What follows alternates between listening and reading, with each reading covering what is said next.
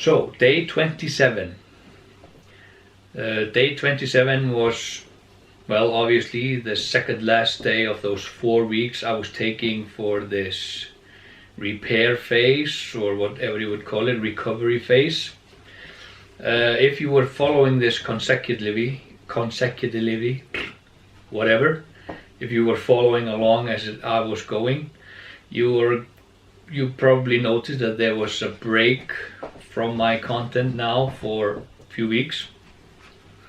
And it's kind of funny that it happened straight after the 3-day fasting. But I did not die, as you can see. I did not get sick, or I did not get... Well, there was nothing wrong with me. If anything, that weekend after that fasting was probably one of the best ones I've had in a long time. It was just that on day 27th, me and my fiance, we finally got a small break. We did not have our kids with us, and we went to a hotel for a little break from our jobs and from everything that is going on. And these were the first 24 hours we got away from the kids. This was 12th of December 2020, and this was our first 24-hour break from our kids since June of 2019. So it was really important to get the most out of this break we had. If you had not been watching me in real time, if you're watching my series now afterwards, you're obviously not going to notice any break, but I wanted to point this out so there was no misconception or anything. But what I had experienced myself in the last few years before this phase I'm going through now, where I'm showing you what I know and what I have experienced, is when I was going through a busy season like this, and once I maybe got a 3 or 4 day break where I went off and did something else, it took me almost the first 2 or even 3 days just to get everything out of my head, get everything out of my body. I wasn't physically and mentally on a break until even the last day. If it was a 3 or 4 day break, I first started really enjoying myself and enjoying the break just at the end of it. Since I started this mind auditing thing I have been talking about,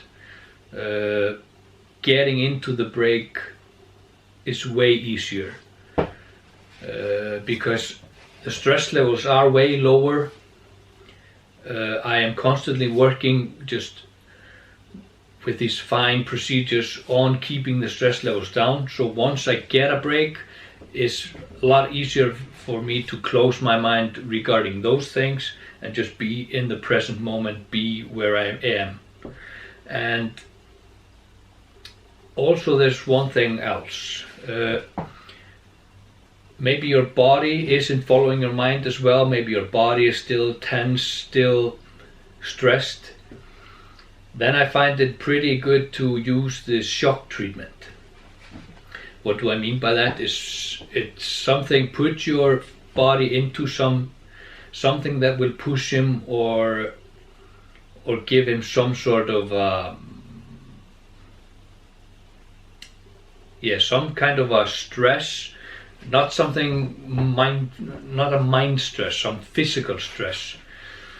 So heavy lifting, body training, strength training, going out for a run, and stuff like that. Just do something that will shock your body.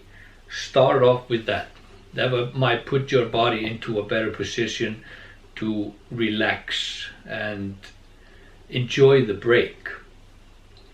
What I managed to do is that we got to a hotel here in Iceland, and due to COVID we had to make a reservation also for the spa and such. But the spa, what I did at the spa, just to get my body fully relaxed, is there was a hot tub there, so I went into that one and got really hot. Then I took a cold shower, which was pretty irritating but good at the same time. Then I went into a sauna where I pushed my body into a lot of heat again. And from that I went to a cold tub. I got a cold immersion for like 2 minutes. And this was enough to shock my system really, really well. And that got me so relaxed I can't even describe it. And that was a great way to start this little break of ours. I've also heard from people that travel a lot. Now, obviously we're not traveling at this point in time, and I'm not exactly used to being training a lot. Sorry, someone is, yeah, okay. But yeah, they talk about people who travel a lot.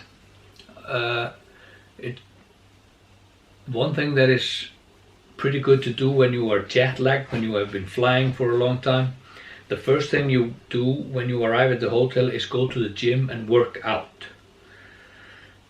That would be considered like a shock treatment for your body, but if it's tired and everything, if you get the blood flowing, you get it warmed up, and then you relax better. And yeah, that's something that's really good to do when you're jet lagged or when you have been traveling a lot. Go to the gym. It doesn't have to be a massive training session, just something. Okay? Just remember this with the shock treatment when you're going on a small break, and also the constant mind auditing. Keep that in mind always.